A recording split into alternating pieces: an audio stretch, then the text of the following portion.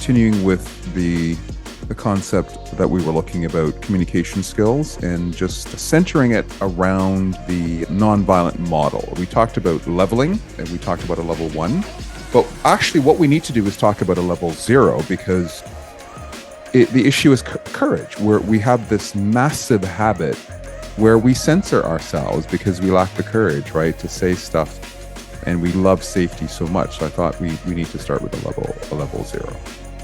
Yeah, and that was sort of just listening. I'll get you to start out by just summarizing what you think is most relevant, and then maybe delve into just briefly the archetype, and we'll just kind of figure out how it goes. Well, we're talking about the three-legged stool, or the tripod. I personally like the word tripod, but that's just me. And we've talked about 2 levels or 2 legs of the tripod, the humility and asking beautiful questions. The idea being that if we're going to come to a person as they are to encourage embracing conflict, increasing productivity, and just letting a person see the benefit that's in it for them, I think that I'm curious what you see as being the third tripod leg, just to start us off, because I don't know if there was clarity on that. No, there isn't. And I think what I would say, the third leg is what everyone else is saying. So that's the third leg, right? It's the notion that you got to look at the person, you've got to eye contact, you've got to make them feel, body posture. So I'm going to just say those are all important, because if you don't have that, your questions aren't, going to be very effective, right? So that's the third leg. Yeah. So it's the human to human contact, making sure that person knows you're listening to them. Yeah. You're seeing them. Yeah. It's that, I guess it's just not being rude, it's being courteous, right? And there are some intentional things we can do to say to the person tacitly, silently, hey, I like you. So I think the third leg of that stool, I'm going to just say it's just with your body language, with your eyes saying, I like you. Not, and I have to be careful with that, because I recognize that the word I like you has different connotations in the 21st century. Rapport. It's rapport. Yeah. I like the word I like you because, that's what it is, right? Everyone wants to be liked. Yeah. Like, even if it's just a Facebook like or liking a post, right? So there's something psychologically that people like about being liked. Yeah, right. So I'm torn. Okay. I like the word notion of rapport, but behind the scenes, it's really, I like you. I respect you, and you're just amazing person. Mm-hmm. So there's this sort of structure then of the stool or the tripod that is based in bringing humility, establishing rapport, and then asking the right beautiful questions. But the stool is based on, a facilitator's skill in reading a person, listening, seeing, being able to assess the best process to bring to this client or group. And it's all bringing back to me to the psychotherapy class I'm in, how there's archetypes of people, that it's a bit of a continuum. No one falls exactly into each archetype, but there are trends that, since the beginning of humankind, there's trends that we fall into. And I think if you can use what you've learned from your experience working with clients to find, okay, I know how to bring humility. I know how to build rapport with this person, this type of person.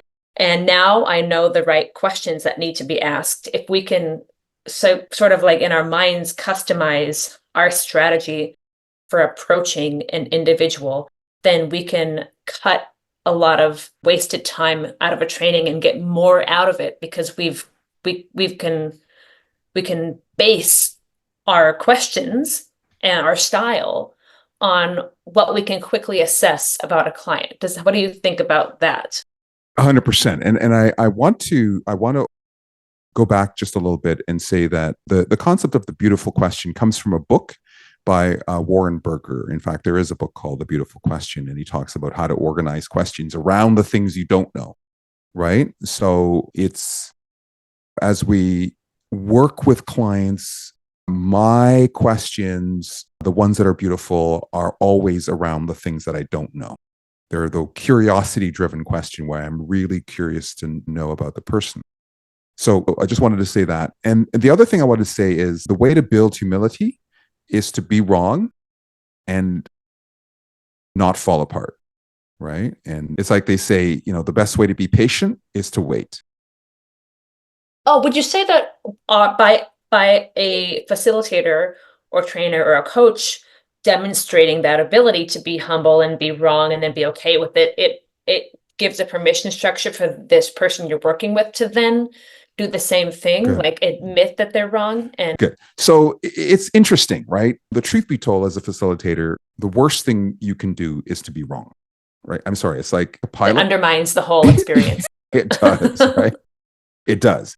But we have to figure out what aspects of a particular training is not that valuable, right? So that we set the conditions where being wrong is okay because it means that we're going to be right together, right? So it is a joint effort. So if you set yourself up as the sage on the stage, you can't be wrong. That will undermine your. But if you are a facilitator, you're an inquirer, you do admit that, hey, there's some things I don't know, right? And I'm looking to you to support me.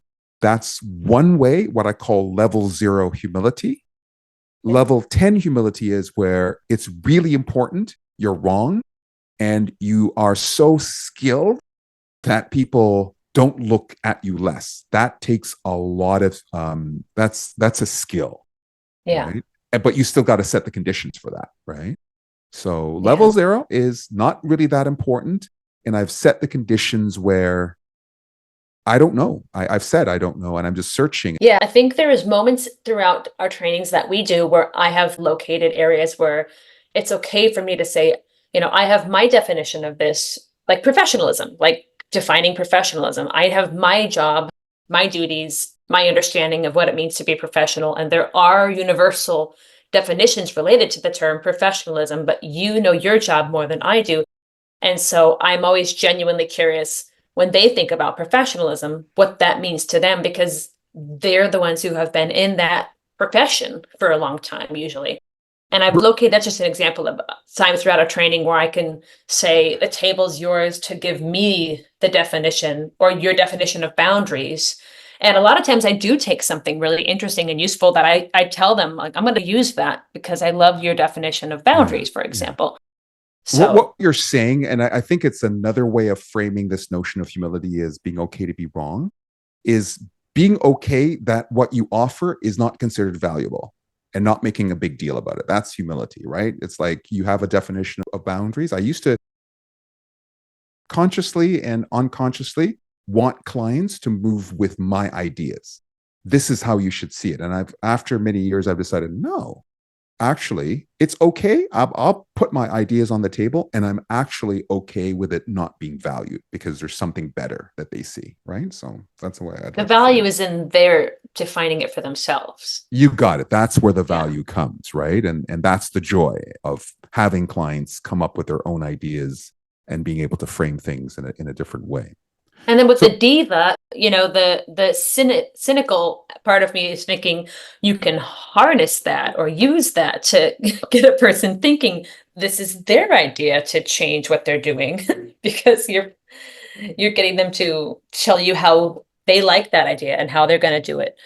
But you're causing that to happen on their part. But again, that's just the cynical part of me. yeah, if you're a leader leading a diva, you have to set the conditions for that person to either by experience see the beauty and the brilliance of humility, or through the warmth that you project, and the word I'm looking for is authenticity, the trust, the consistency, the certainty that there is a better way in the context of the organization. Like they may Like, I'm not trying to change their personality, but when they're inside this organization, there's just some things that are non-negotiable. And here's the way to get that.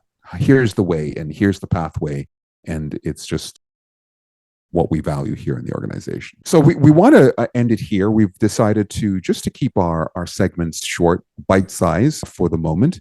And please do reach out to us, subscribe to the channel, and let us know other ideas that you are interested in, or a golden nugget that you've heard but you'd like more information. We will definitely move in that direction to support you. I do want to wrap it up here by saying questions are more valuable than answers. And we want to always encourage our clients and our listeners to put greater weight on the questions you ask than the answers per se for deep listening. All right. And that's it for us. See you next time.